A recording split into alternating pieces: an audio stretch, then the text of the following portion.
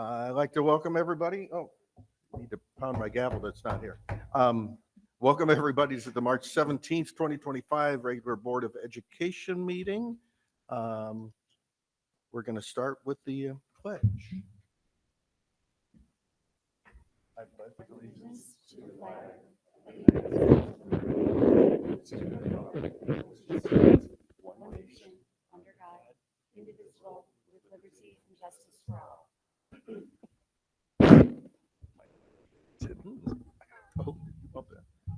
Okay, welcome everybody. Can we have a roll call, please? Jim Batson. Here. Kara Benjamin. Here. Don Carmichael. Here. Kara Drumkey. Lisa Hessel. Here. Middleish Cotwall. Sanal Kulkarni. Okay, we do have a quorum. We have some board members with a lot of things going on, so we'll keep this short tonight. Just going to review the agenda briefly. Oh yeah, let's do that. Thank you again for reminding me. We need a secretary pro tem, so I'd like to appoint Lisa Hessel as the secretary pro tem for tonight. Okay. I'm going to review the agenda. We have a public hearing on our e-learning plan. And this is just actually a renewal of a plan that's already in place, but we have to go through that process. We have under communication, student recognition, invitation for public comment, a teacher union report. I understand we will not have a educational support professional union report tonight. So school board representative reports, and we're kind of, must be the night. A lot of people have lots of things going on. So, but we look forward to hearing from the two of you. We have a couple FOIA requests, and then we'll have a superintendent's report. Consent vote agenda will come after that, and then we have quite a few action things, but we'll get through them quickly. We'll vote on the e-learning plan. We have an ombudsman service agreement, IHSA membership. I don't think I'm going to read through these. We're going to get to them. Have a couple of informational items. Anything from CEDAW? Okay, we'll have a CEDAW report. I'll have an IASB report. Okay. And then we will have executive session tonight for collective negotiating matters and employment of employees. And we will have likely one action item after that closed session. So let's go back to the top. We'll start with the public hearing on the e-learning plan for the 25-26 through the 27-28 school years. So I declare the public hearing open. Have a little presentation here or discussion. Yeah, discussion. I was going to say not We much don't of a need a presentation tonight. Was presented in the committee meetings last week. There are no changes to our plan. Every 3 years, the district has to submit our e-learning plan to the state of Illinois. This plan would be put in place if school had to go remote, and that would be also for weather-related types of issues, so that we would not have to go to a full school closure. As you know, we have 2 emergency days built into our school calendar each year. So the first 2 days, if we had snow days, for example, those would be traditional snow days. But if we needed to do a 3rd day, rather than extend the school year into June, we would put into place our e-learning plan. And the e-learning plan, as you read, outlines exactly what our teachers' responsibilities are, what our student responsibilities are, and how our students and families would be notified of that. This has been the plan that we've had in place for the last several years, and when we've had to use it, it has worked very well. Okay, let's just hope we don't have any snow days yet this year. I hope we're out of snow days. But it can be used for other things, as you say. It can be used Yes. for a lot of things that would help avoid using additional days off. So we do have an opportunity here for public comment. This is related to the e-learning plan specifically. So if anyone has any comments or questions, please step up to the microphone. Okay, seeing none, I will declare the hearing closed, and we will vote on this later in the agenda. Okay, moving on. We have some student recognition.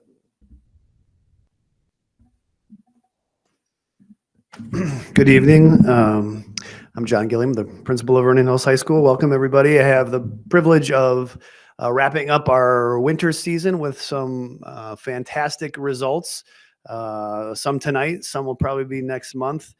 Even as recent as Saturday, we had a second place in state for our unified basketball team. That's a district sport. So some excellent results. And tonight we get to honor 3 of our athletes who are a part of teams.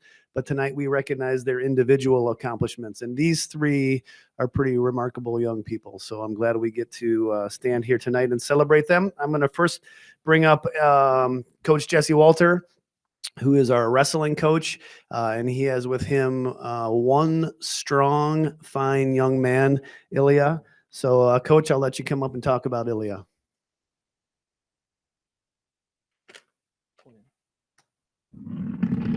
Thanks, Dr. G. This young man is Ilya Dvoryanikov. He's a junior here at Vernon Hills High School. We spoke about him last year. He's one remarkable athlete. He placed 3rd in the IHSA wrestling tournament this year, 165-pound weight class. Last year, as a sophomore, Ilya told me that his goal was to be a state champion. And he didn't even place his freshman year. He came close, but he lost in the match to place. So that was a pretty bold goal. Well, he found himself in the state finals last year and placed 2nd. He had an unbelievable season. So this year he had his sights set on winning it, and had a tragic loss in the quarterfinals that was one that just slipped away from him, and could not have been more proud of this young man's response. Adversity reveals character, and that showed at this tournament. He came back and rattled off about 4 wins to place 3rd this year. In the 3rd place match, he found himself against the kid that we were hoping to see in the state finals. The kid was the number 1 seed in the state. He was 40-0 going into the state tournament. It was the match we were looking forward to. So it was good that we got the kid for 3rd, and we ended up getting the better of him and winning that match to place 3rd. So I left the tournament feeling like Ilya won the state championship. I know he didn't, and he's hungry for next year, but I left there feeling like we did. Just a couple quick stats about Ilya. Ilya leads all our records, he falls in the top 10 in all our records that we have in the wrestling program. He is 3rd in career takedowns. He has 240 takedowns as a junior. He will for sure surpass the number 1 person next year as long as he has a season similar to this year. He is 6th in career falls with 49 pins in his tenure here with us. He is 9th on the career wins list, 107 wins. And if he replicates this season, he will leave holding all 3 of the career records for takedowns, pins, and wins. No doubtly. We've had 3 previous athletes in the wrestling program that have been 3-time state qualifiers. Ilya is the 4th. Ilya is the 3rd 2-time medalist. So that means he comes home next year as bringing a medal home, hopefully the state championship medal. He will be the only wrestler in Vernon Hills history to be a 3-time state medalist. So I know he's got his sights set high. We have them for him as well. The sky's the limit for this kid. We're super excited for to have one more year with him after what he's done the last 3. All right, thanks.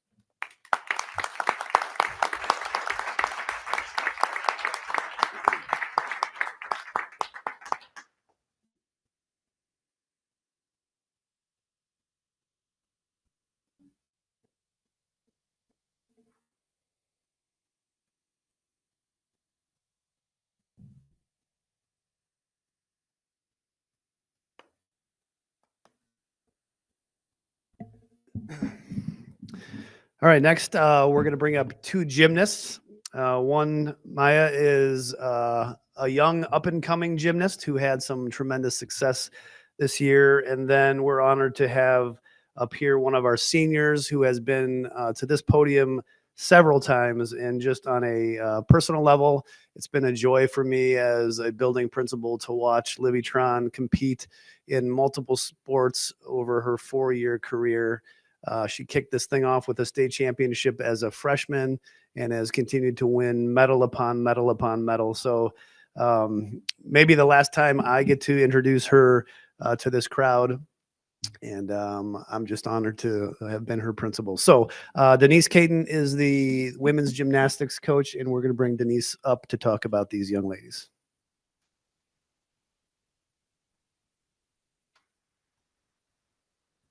Bring that down a little. Once again, thank you to the board for having us. It's kind of become routine for us every spring. We get to, kind of show our faces, show our accomplishments. So thank you once again for having us. First off is my sophomore, Maya Brusso. Maya has been a member of the gymnastics team for the past 2 years. In her freshman year, she was my only freshman on my varsity squad. So if that says anything, right there. She settled in, she made an impact right away. She earned, one of the top 3 spots in my lineup as a freshman on our varsity squad her first year. And individually, she qualified to state on beam, floor, and all around last year. And then helped us bring home another 5th place team finish last year. Maya's a very humbled athlete. You would never know, her strengths, how well she performs. She's just super humble, and she spent her off season doing what she does best, which is working hard, setting goals. And that brought her into this season where she qualified for state on every single event and all around, and brought herself home a 3rd place all around medal. Which, not many gymnasts do. They don't do that. Like, to excel in all 4 events, is something super special. And I'm very proud of her. And for only being a sophomore, I can't wait to see what she does the next 2 years.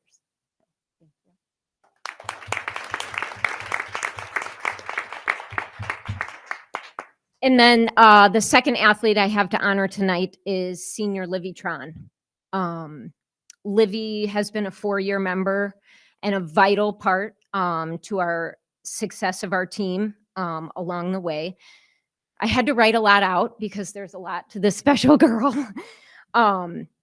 Livy started her career as a freshman, and she had success throughout that year, helping bring home our first state or 2nd place finish as a team, but she also came home a state champion as a freshman on vault her freshman year.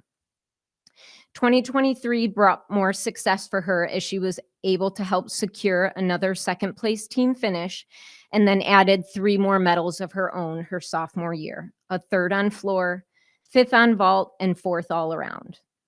Her 2024 season added another amazing accomplishment to her wonderful resume. She finished 5th on vault at state and helped us place 5th as a team again last year. Livy is an athlete who doesn't take no for an answer. She's a determined athlete, and it showed so much through her final season. Livy has been dealing with shin issues the last couple of years, and she's set a goal to finish her senior year strong.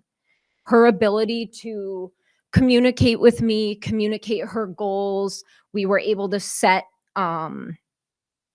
a training strategy together to keep her healthy, and she learned to lean a lot on her teammates this season. As a senior, she ended up qualifying individually to state on vault, beam, floor, and all around. Livy had a phenomenal night at state by placing 2nd and all around, just right above Maya. So to have a 2 and a 3, you could not have a happier coach. It's such an accomplishment. In that accomplishment by itself, it also followed up with her final medal, which was a 5th place on vault this season. I can't even keep track of all of her medals. I try and count them all up. I can't. It's tough to count up. But I think what's more importantly for Livy is the person she's grown into in her 4 years here at Vernon Hills. And to her teachers, her parents, to everyone, to have not only an athlete grow athletically, but personally is such an amazing thing. And I'm proud to be a part of it, and I'm honored to be both their coaches. So thank you so much.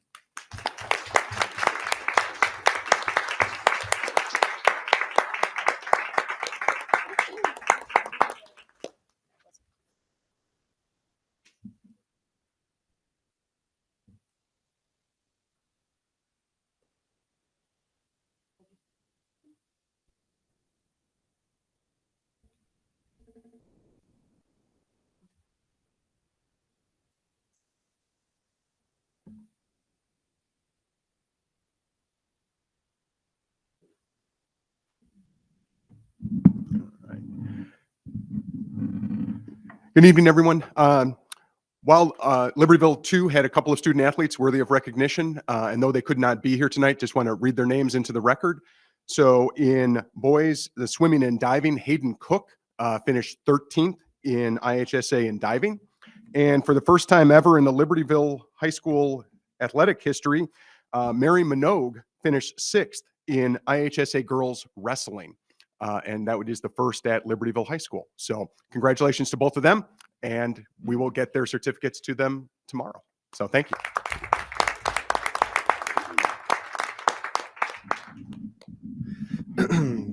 Thank you. Before I sit down, I just want to recognize something that happened to our Vernon Hills community and family over the weekend. Coach Bill Monroe was a tennis bowling coach. He most recently worked as a valued member of our ESP staff as an instructional aide in the physical welfare department. Many students know him as the kind gentleman who lends the rental PE uniforms to those who occasionally forget them. Bill Monroe was a fine man. I don't know of a single person who has ever said an ill word about Bill Monroe. I spent many years with Bill and his wife cheering on our own children on the tennis courts and the bowling alleys. And over the weekend, we lost Bill. He succumbed to some injuries after an accident, and it has devastated our Vernon Hills community. Bill is survived by his wife, Lynn, and his 2 sons who both graduated from Vernon Hills, Jared and Alec. And so our hearts, our thoughts, and our prayers go out to his family and his loved ones. Like I said, he's a member of our physical welfare department, and I know for a fact there are many of those teachers and ESP members who are hurting distinctly today. We met this morning with players from his bowling and tennis teams who are mourning the loss as well. And so I want to recognize tonight what a fine man Bill was and the impact that he had on our school and on this community. And at this time, I'd like to ask for a moment of silence to recognize Bill.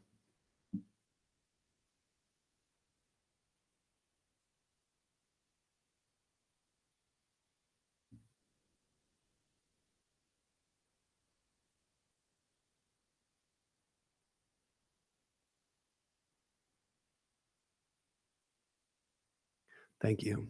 And I do know this, Bill would say, continue on and celebrate the good work of D128. So I know in a second, we're going to turn it over to these guys to celebrate what happens in these schools, and he would want it no other way. So thanks. Thanks, John. Okay. Now's the time for an invitation for public comment. We have nobody signed in, but I will open up the microphone if anyone wants to make a comment. Okay, hearing none, we'll move on. We have a teacher union report. All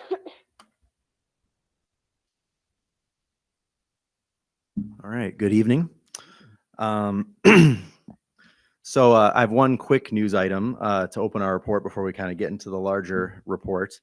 So last week we held our executive board elections for our teachers union. We hold this every 2 years. And we wanted to share with you guys the officers that will lead the union for the next 2 years. So Monica Caldecott, Vernon Hills librarian, will be continuing as our president. Paul Carnstedt, that's me, will be serving as the vice president. Mary Kate Shanebeck opted not to run for re-election. Sarah Gorley, an LHS math teacher, is going to be serving as our secretary. Nikki Olszewski, LHS math, is continuing in her role as treasurer. Katie Bacher, who's a science teacher at LHS, will continue as our LHS building rep. And Wendy Meister-Loria, who is a Vernon Hills EL teacher, will be serving as our VHHS building rep, replacing Jason Rush, who also didn't run for re-election. We will be transitioning over the next few months. The terms don't officially start till June 1st. So I as much as I want to thank Mary Kate and Jason while I'm here, the reality is they still got 2 months left on the job. So I'm not going to do that. Um, so anyway, Congratulations to all, yeah. by the way. thank you. Look forward to working with you. Thank you. And we look forward to working with you guys as well. So tonight, our union felt it was appropriate to update you on a very important topic that you guys discussed last week and are discussing later tonight, and that's sectioning and staffing. So last Monday, you received a staffing report from our administration at the P&P meeting, and you're going to vote on it tonight. This process and its effects on class size, staffing, and programming have been a fairly contentious topic during the last 2 years, especially in light of decreasing enrollment in our schools. So we recognize the tense tenor of our reports on these topics last year, and some of you might be feeling some unease that I started mentioning that, but I want to start by just injecting a little relief at the top of this address. There were a lot of positives about this process, about sectioning and staffing, and a lot of things that we are happy about as a union that we'd like to acknowledge. We will address some concerns that fall on the table of the Board of Education, but we want to start by reporting on the positives that we feel everyone in this room wants to continue.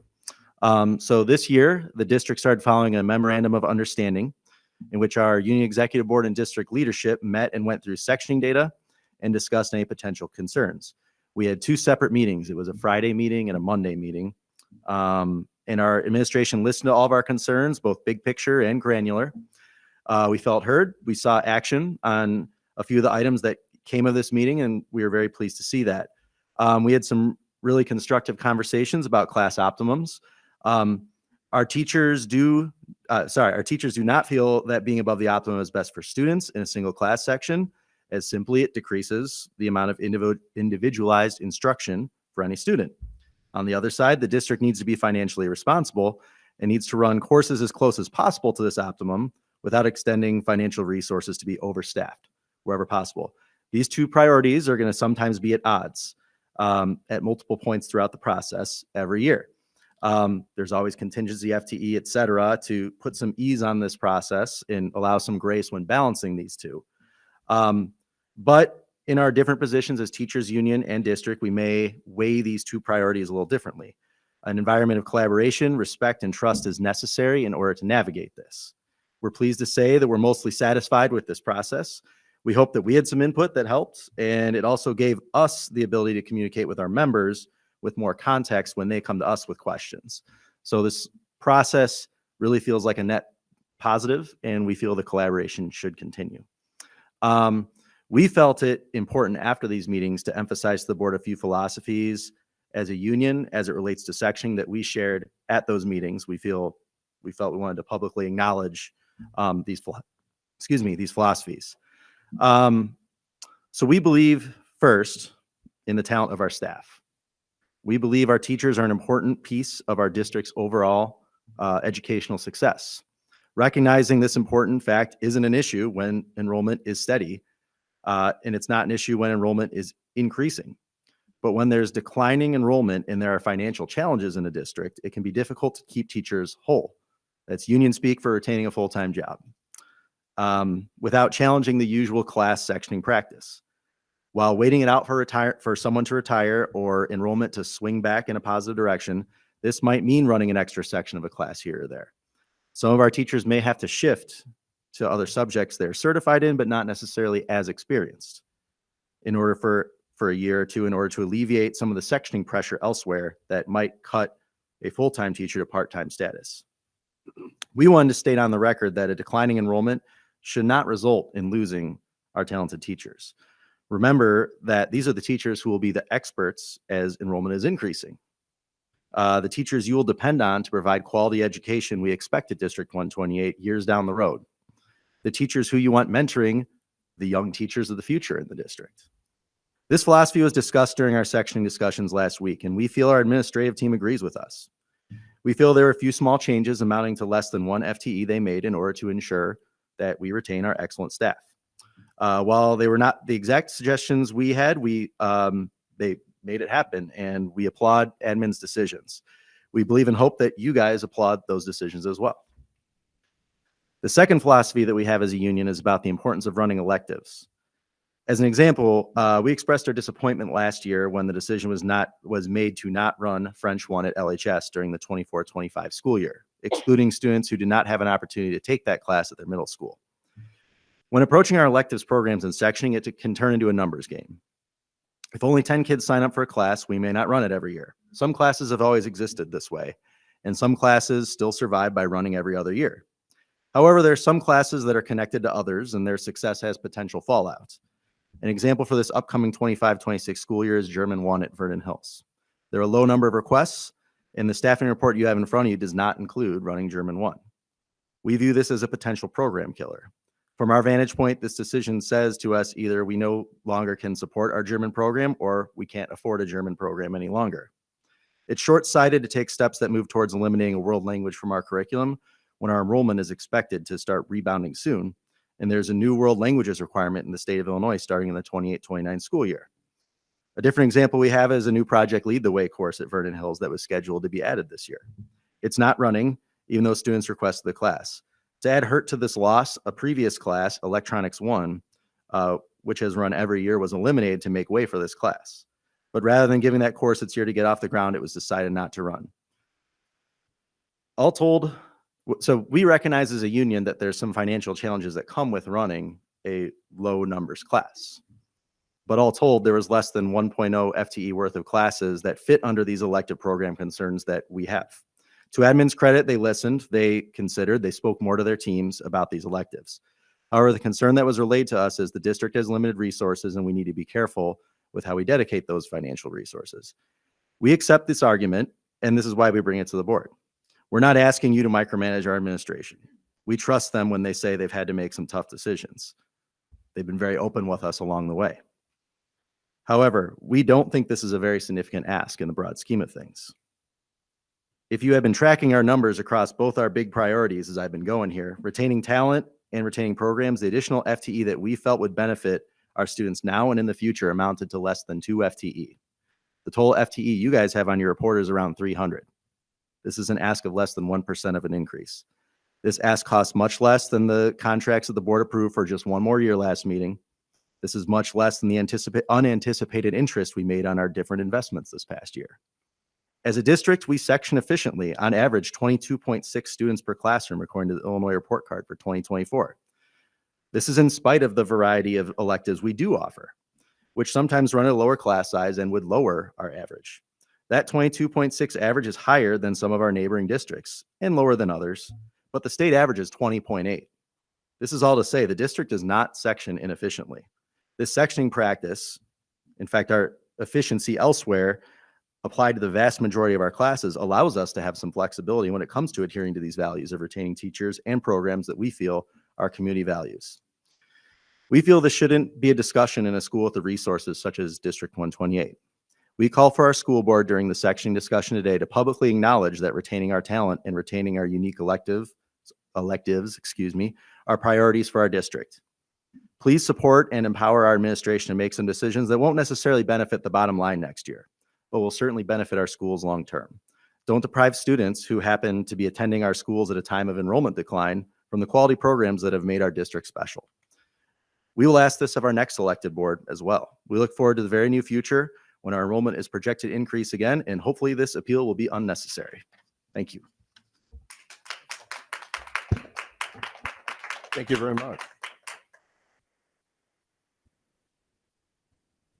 So no ESP. Let's move on to our student school board rep reports. Good evening, everyone. March was a very busy month for the Wildcats, so I will just be mentioning many different activities that happened. Starting off, earlier this month, LHS held their activities fair. This activities fair is a very popular event where we welcome some of the incoming freshman class for next year. At this event, various different clubs and sports have a pop-up booth where they explain their activity to encourage the freshmen to join when they come to LHS. Due to LHS having so many clubs and sport, this event takes up the entire main gym and is always packed. This year, LHS welcomed the class of 2029, and we are excited to meet them in the fall. As March slowly comes to an end, AP classes have also started to AP test prepping. For the majority of AP classes, this includes finishing learning new material by spring break and starting and/or continuing practice FRQs. Some classes even started a thing called AP Tuesday. And these practice FRQs, students are timed with how much time they would be given in the actual test and typically are given old test questions so students can start to see a pattern between questions and learn how to manage their time during the test that will happen in the beginning of May. Next, HOSA, the Club of Future Health Professionals, went to state earlier today and will be in Springfield until Wednesday. In fact, that is where Sire and Prem are currently, so let's wish them good luck. At state, there are many different categories that students can compete in, which include biochemistry, veterinary sciences, biotechnology, and many more. These competitions can include test taking, public speaking, and or answering typed questions. Additionally, many spring sports have already started and had their first games. Some sports such as lacrosse and girls soccer also had their team pictures this Saturday in order to get ready for the upcoming season. Lastly, many seniors have also started to make their final decisions on post-secondary pathways, which has been very fun for the community to see and celebrate with them. Both students and staff are now looking forward to their spring break next week and excited to finish out the year strong. Thank you.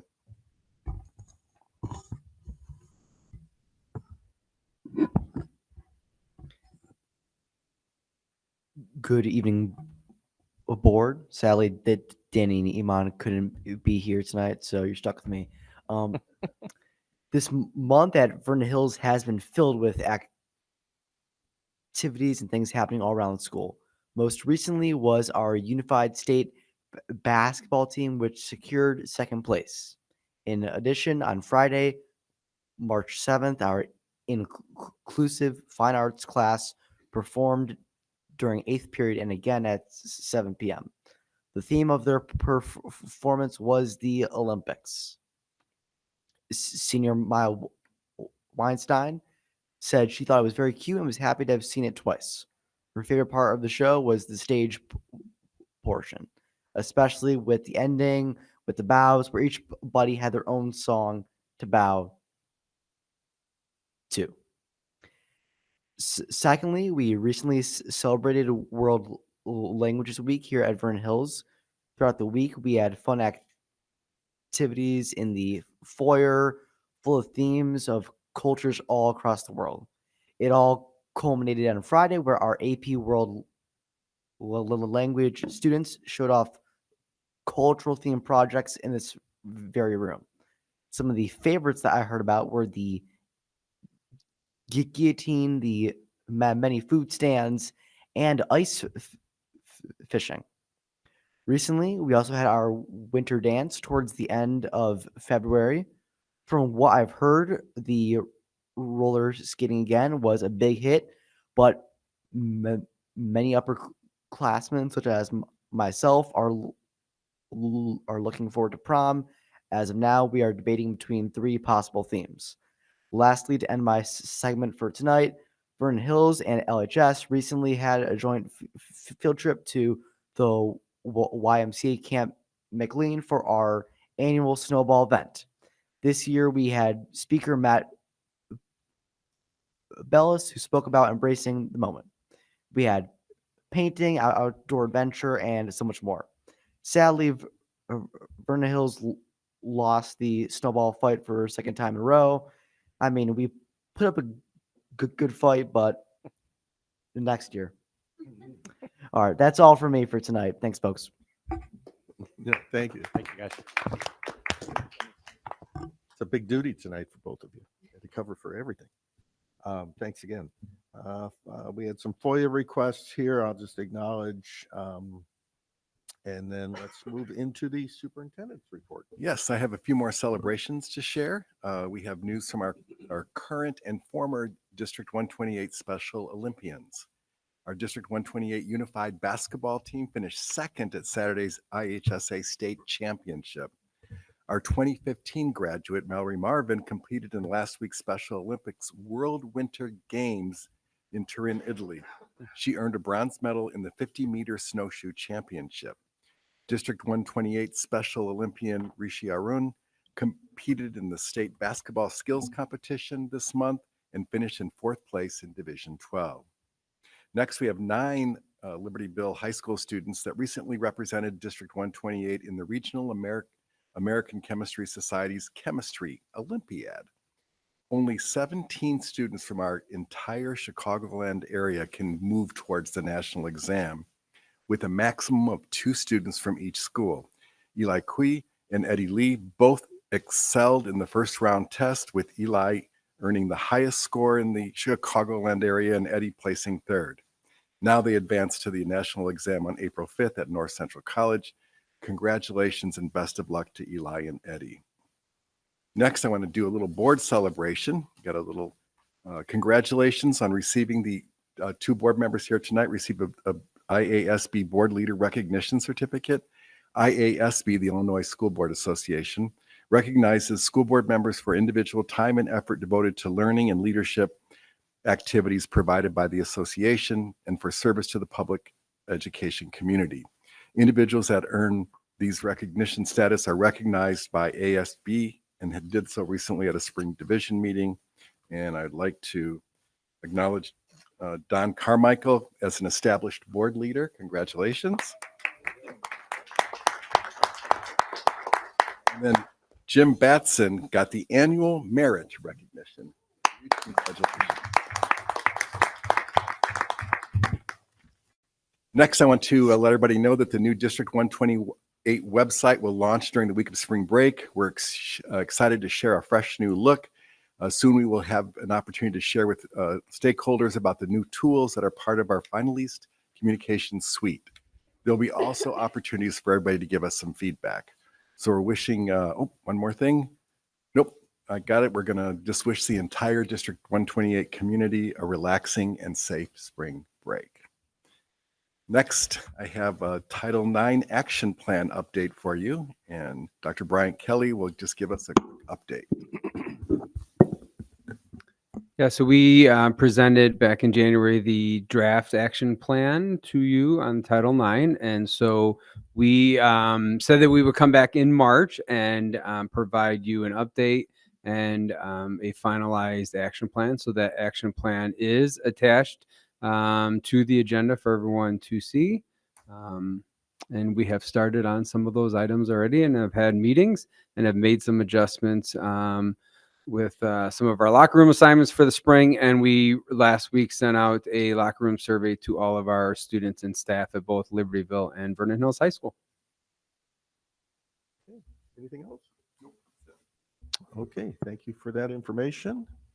Move on to the consent vote agenda. These are, as a reminder, these are all items that have been discussed in committee and or are regular items that occur on a regular basis that don't need any additional discussion. So I'll ask for a motion. Carmichael, move to approve the consent agenda items as presented. Hessel, second. Okay, any questions from any board member? Okay, can we have a roll call, please, Carol? Benjamin. Aye. Carmichael. Aye. Hessel. Aye. Batson. Aye. Motion passes. Okay, now we got some action items. I will turn this over to Don Carmichael for the things coming out of the Program and Personnel Committee. Very good. The first item A is the e-learning plan renewal that we heard at our open meeting at the beginning today. And now I don't know that we need to talk any more about it since it was already presented. So I'm looking for a motion to approve the resolution to adopt e-learning program in lieu of the district's scheduled emergency days, 3-year renewal, 2025-26 and 27-28 school years. Batson, so moved. Hessel, second. Any discussion? Very good. Carol, roll call, please. Carmichael. Aye. Hessel. Aye. Batson. Aye. Benjamin. Aye. And the motion passes. We'll move on to the next item, which is the Ombudsman Alternative Education Services Agreement. We probably should have a moment here to So discuss the that. Ombudsman agreement is an agreement that we've been signing yearly. Normally, we have reserved slots in the past due to, I think, just some of the things that we're able to offer, and then also the Lake County Regional Office of Education can offer our students. We're not reserving spots, but we are going to sign an agreement that if we do need a student to use their services, that we're agreeing to their amount per day. So, and we talked about this at Program and Personnel. Very good. Can I have a motion to approve the Ombudsman Alternative Education Services Agreement for the 25-26 school year as presented? Benjamin, so moved. Hessel, second. Any other discussion? Carol, roll call, please. Hessel. Aye. Batson. Aye. Benjamin. Aye. Carmichael. Aye. Okay, moving on to the IHSA membership renewals. This is our annual membership renewal for both Vernon Hills and Libertyville High School to be members of the Illinois High School Association and participate in their athletics and activities. And so this is, again, we brought this at Program and Personnel, but we will need the board to vote on this. And in order to do that, may I have a motion to approve the 25-26 IHSA membership for LHS and Vernon Hills? Hessel, so moved. Batson, second. Any other discussion? And roll call, please. Batson. Aye. Benjamin. Aye. Carmichael. Aye. Hessel. Aye. Motion passes. Moving on to an employment of employees. These are new additions or changes that have occurred since our PNP in committee, and so they appear here. They are as presented, just 3 items since last Monday. Okay, may I have a motion to approve the employment items as listed? Benjamin, so moved. And Hessel, second. Carol, roll call. Batson. Aye. Benjamin. Aye.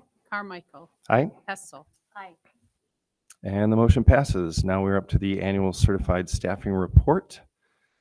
Yes. So our annual certified staffing report, just to give you a little background, we did discuss the process at the February 10th program and personnel meeting. We also discussed the process and then this information at the March 10th program and personnel. So given background, I think, to the board, to you and to everyone else on this process. And again, the process for sectioning staffing starts back in November with the courses that we will be offering this year. In December, normally we look at our programs, and if there's any changes in our programs, we start looking at that process. The 2 biggest drivers of FTE, so a full-time equivalent for our teachers, is both programs that we offer and also the courses that our students select. This year, one of the programs that we did look at that process started in January was looking at our academic intervention model. And so that academic intervention model is included in our staffing report. So that was one of the big programmatic changes. But again, the biggest driver of our full-time equivalent for our staff and our sectioning is the courses that our students select in January and February. Once that selection is done from our students, our buildings, our department chairs, and our principals work together on looking at what courses that they are able to offer in their departments. And again, looking at utilizing the collective bargaining agreement that we have with our teachers union that includes the optimum of our classes. Most of our optimums are 25. We have some classes that may be smaller or bigger depending on the course that is being offered. But we do our best to look at that optimum. In the past, I think this past year, 90% of our classes were at the optimum or below the optimum. And so we take that in consideration when we are choosing which classes that we are going to offer. There are some tough choices that we have to make, and that's working with the department chairs, our building administration, and district administration when running classes. So if we have enrollment that doesn't meet using like the 25 optimum, if it's not 15, then we really start looking at whether or not we should run the course. And there's some drivers on whether or not we run the course. What's the history of the class? Is this something that we have offered every other year and the enrollment goes up and down? What's the effect on students and staff when we're looking to run the class? Is it a capstone class? Can the course be combined maybe with another one? So there are some classes that we do talk to the union about, and we look at combining those classes. So a teacher, for example, might be teaching acting studio and theater technology together so that those students can still have the class.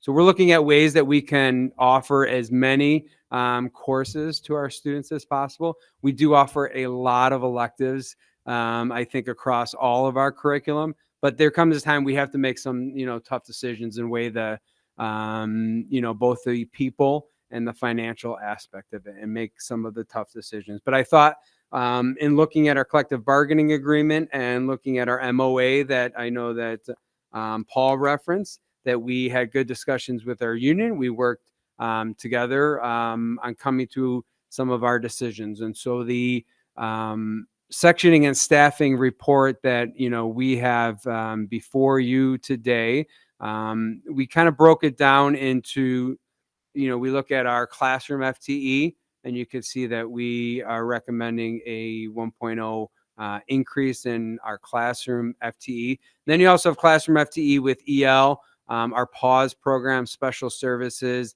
and then also transition pathways. And in that classroom FTE, you're looking at a 0.5 increase. In the non-classroom FTE, we do have some non-instructional assignments that teachers have. So that could vary from being an equity coach, instructional coach, a data coach in the buildings. We also have our student services, our LSTs. And so your social workers, your counselors in the buildings. Special services are non-instructional positions. You can see that there was an increase of 1.3. At transition pathways, there was a decrease of 0.3. I think we tied in with speech pathology at transition pathways. There was a slight change I want to point out from the report on P&P to now. It did show that the district office personnel, it was a little slight different change. We, for the first time last year, had a hearing itinerant that we hired. And so I think my calculation with the hearing itinerant on what we are using her for and what shared service was a 0.8 last year. Now it's a 0.7. So there is a slight difference. I showed a total FTE at P&P of 2.5, and now it's showing 2.4. So that was just that hearing itinerant. Dan and I, when we looked at it, we wanted to make sure that we are capturing, we have two people that we call in the district office, but really they're working with all of our students at Transition Pathways, Libertyville, and Vernon Hills High School. They're just kind of, they're housed there. So our therapeutic day students that are being placed. So this is our staffing report. The other thing that we do when we look at all of our sectioning staffing is, yes, we do take into consideration our people, because our people, our staff, both our teachers, ESP, are very important to us. And so we really, take that into consideration and really make sure that we are making good decisions, not only for today, but also for the future. So that is our staffing report. The next, there is another agenda item. So we're asking for the board to approve this sectioning report, which includes a FTE, total FTE change of 2.4. I noticed that there's also an additional contingency request. So the contingency request is something that we add in every year. And so you could have things that change over the spring or the summer from, students moving into the district. You could have that when you put the schedules together, that for whatever reason, maybe they can't get into a class that they want and the students move. And now we start looking at classes that might be over that optimum. So our buildings do our assistant principals for student services, do a good job, I think, of looking at that, keeping their eye on that, and then they'll talk to building administration and then district administration. And I know in the past couple of years, we have used part of that contingency. So that's if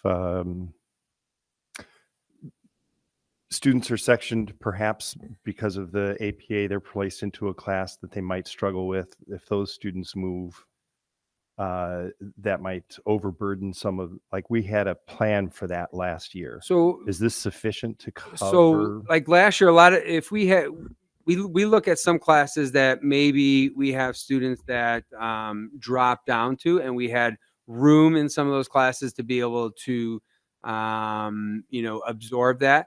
If you have that drop down like in the fall after classes start and you have to add a contingency, yes, we could do that.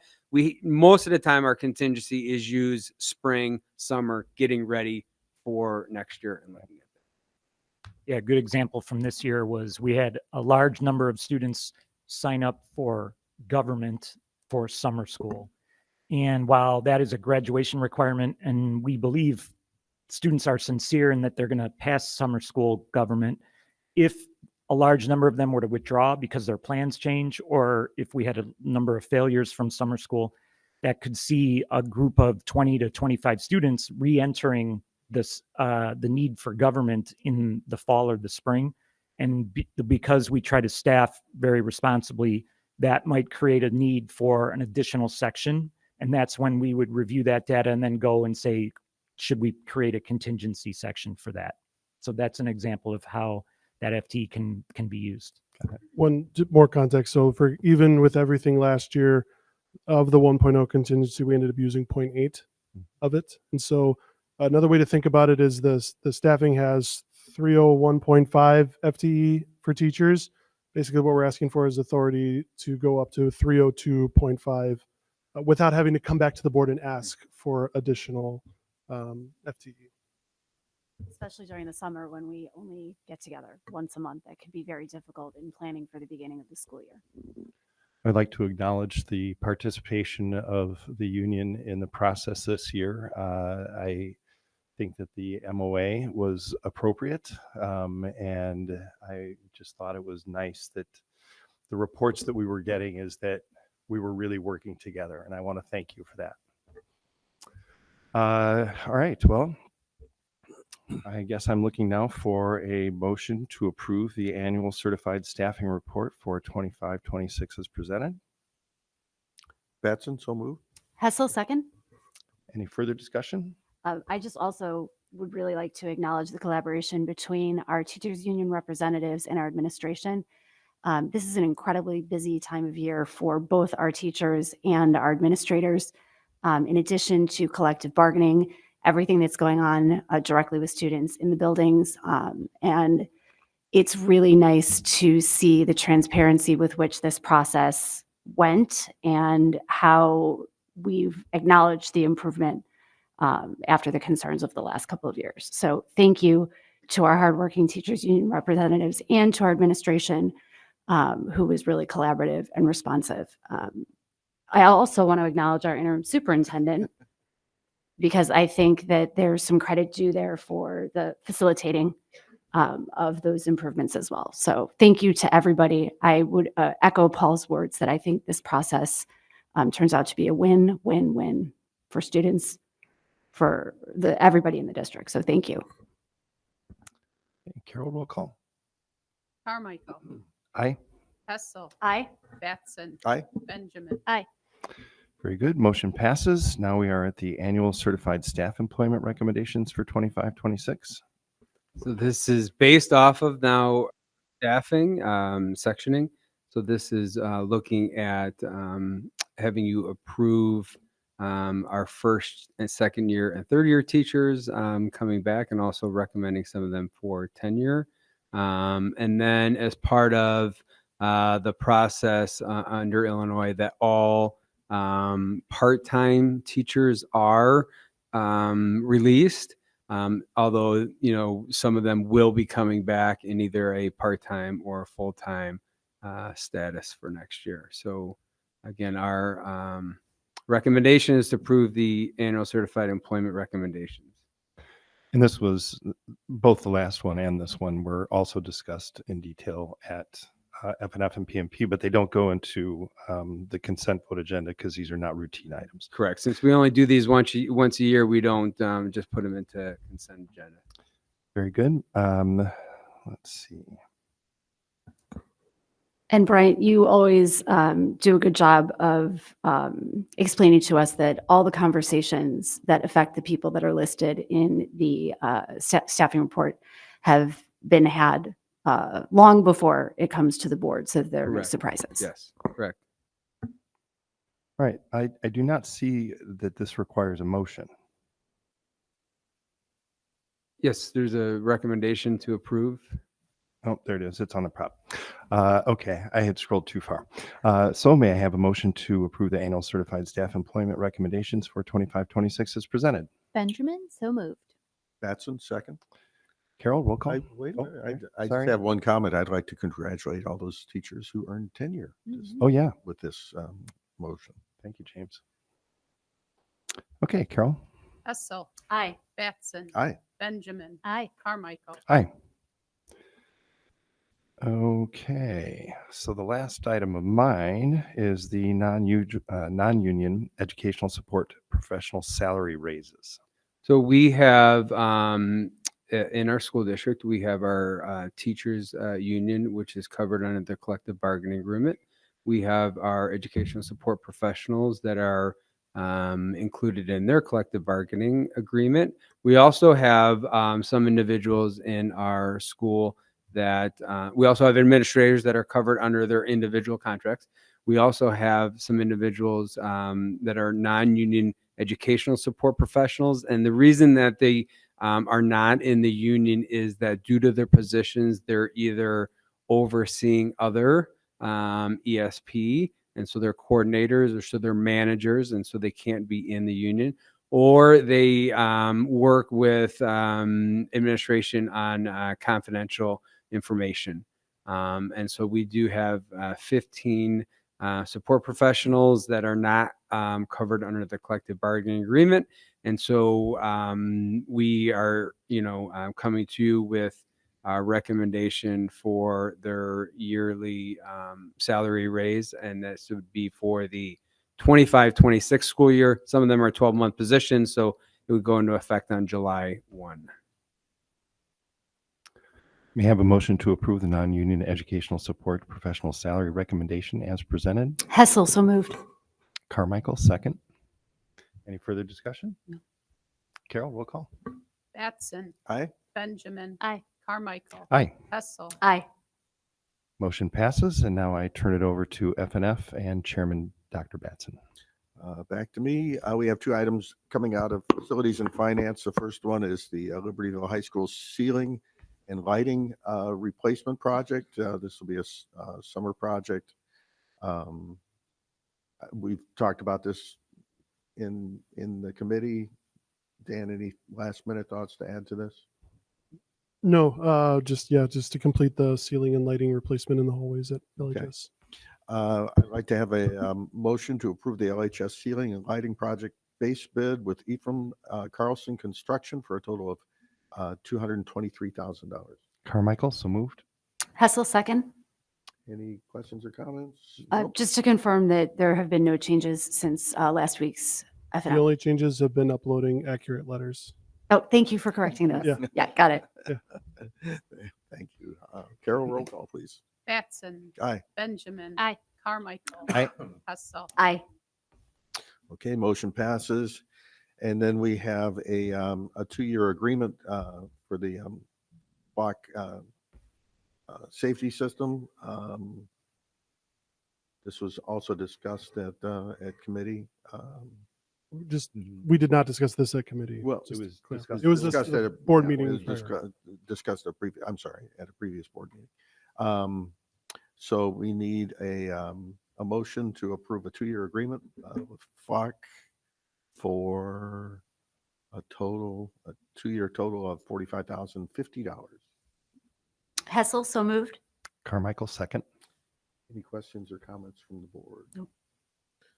Okay, Carol, roll call, please. Benjamin. Aye. Carmichael. Aye. Hessel. Aye. Batson. Aye. Motion passes. We have a few informational items here, something Don will be happy to hear. Come on, Dan. Hopefully, solar RFP update. Yeah, this took longer than I wanted to, but we are here. So we have a draft out to our building envelope consultant who is now making their changes. Once we get those, I think he started on it this weekend. Once we get those back, we'll kind of take a look. And then after that, we'll probably check with a few other consultants to get a sense of what this is, because we want to find the balance of having it be open enough that gets us what we're looking for, but not too restrictive, so that like only one person would ever be able to do something like this. So we're excited to move forward. Once I get the drafts back and get a sense of when the RFP will actually hit the street, then I can build a timeline of when we would bring it back. So we're moving forward with that process, and we're excited for the next steps. Thank Do you, we Dan. anticipate that in weeks, months? I believe weeks. So I just checked in with Mark today. That our envelope consultant Tony Loden was working on it Okay, already. So I'll give him a few more days and then check in to see how it's Okay. going. so we may have more information by the Yep. next board meeting. Okay, board comments and events? We're going to discuss the Yeah. division. Okay, I'll give a brief IASB report. We had our spring, or winter, I guess, spring meeting for the Lakes Division of IASB this past week. Lisa joined me in that dinner, so that's where these things came from, but it was also a great meeting presented by a couple individuals talking about the IASB's Vision 2030, which is a new initiative that they have. So that was a good meeting. Other than that, we'll be having I'm on the division leadership team, so we're planning our next meeting, but probably not until early May. So we were working on that as well.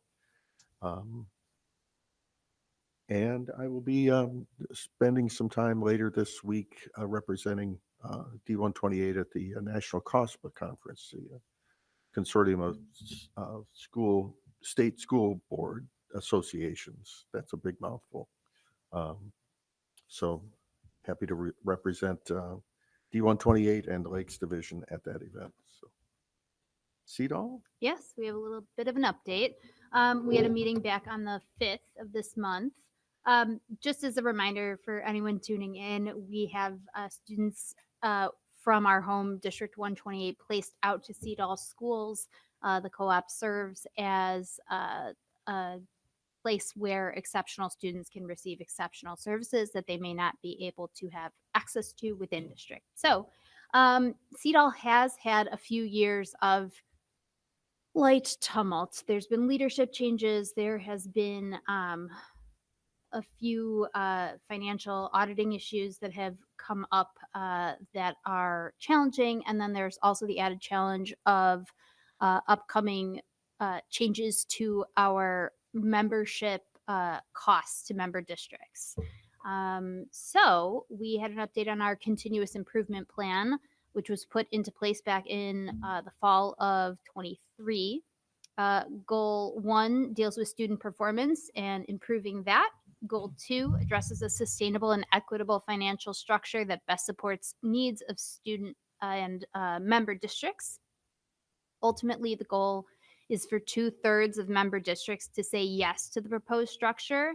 And this is going to be top of mind for our governing board in the near future as exec board brings us recommendations that will determine the financial health of the co-op and accessibility for students in member districts for the short term and for the long term. Goal 3 has to do with advancing our high standards and expectations. This means lots of increased professional development for staff and building a procedural manual actually for IEP management, which one would think that would exist already, but believe it or not, these aren't necessarily, they don't operate the same in every district or co-op. And CEDAW is looking to streamline their IEP management. Goal 4 deals with advancing effective collaborative team practices, which includes communication improvements, unveiling a new website, sharing of growth and celebration surrounding that growth, and also a more public sharing of goals and accomplishments.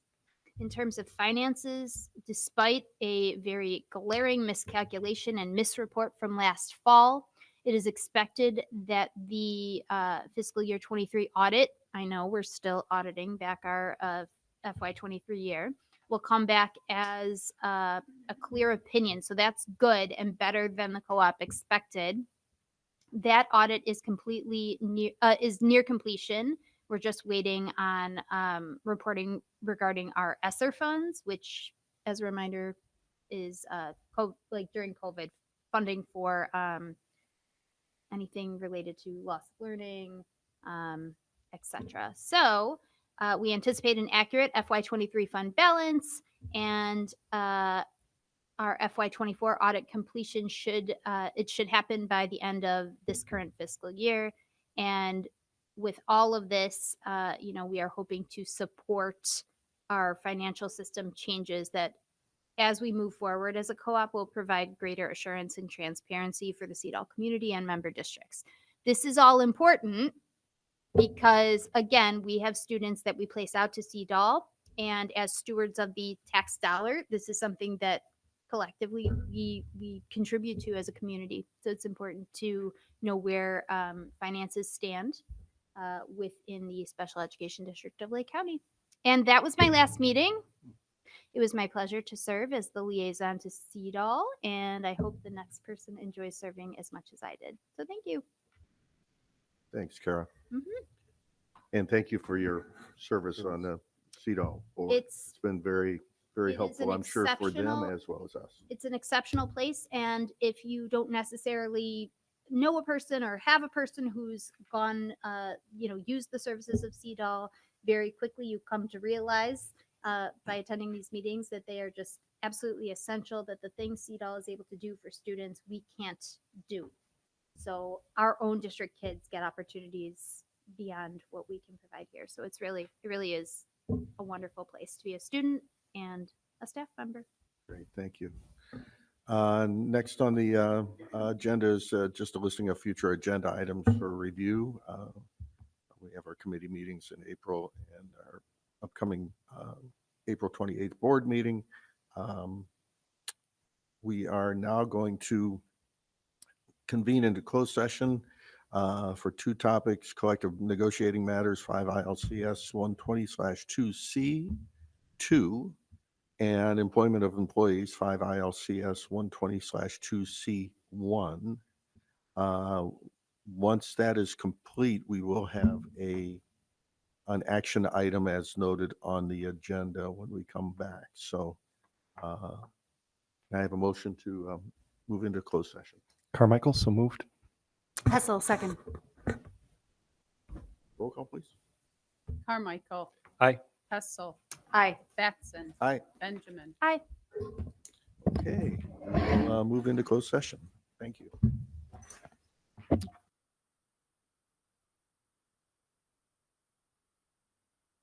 Jim, you're going to ask for the motion.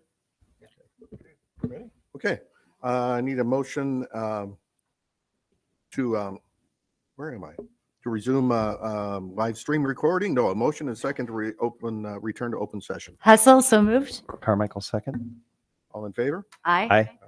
Okay, any opposed? Okay, I need a motion to approve the resolution authorizing notice to remedy.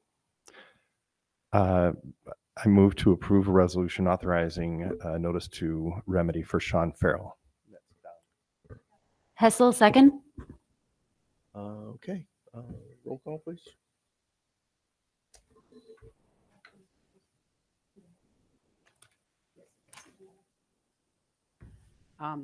Hessel. Aye. Batson. Aye. Benjamin. Aye. Carmichael. Aye. Okay, motion passes. Need a motion and a second to adjourn. Hessel, move to adjourn. Benjamin, second. All in favor? Aye. Aye. Any opposed? No, I can't vote. So now it's not here to oppose. Okay, thank you. Good night. Thank you.